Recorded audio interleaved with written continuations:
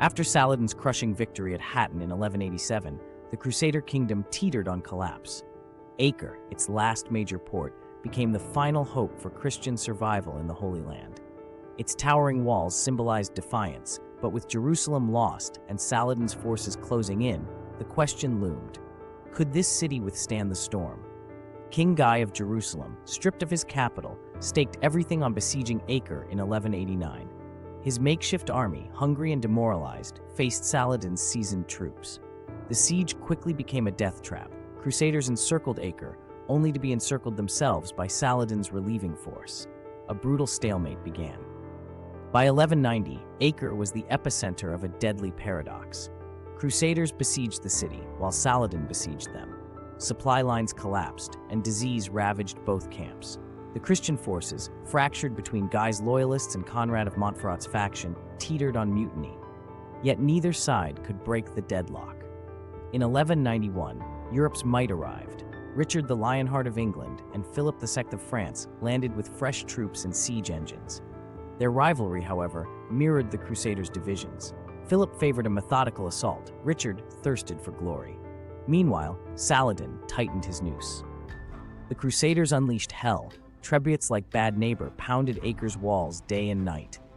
Sappers dug tunnels to collapse fortifications, while Saladin's archers rained fire arrows. The harbor became a graveyard of shattered ships. Yet the city still held, its defenders desperate, its attackers exhausted. A section of Acre's northern wall collapsed under relentless bombardment. Crusaders flooded in, led by Richard's elite troops. Street fighting erupted. Christians and Muslims clashed in alleys choked with smoke. Saladin's garrison, now trapped, fought house to house. After 2 years, the tide had turned. On July 12, 1191, Acre's garrison surrendered. Richard demanded 2,700 prisoners.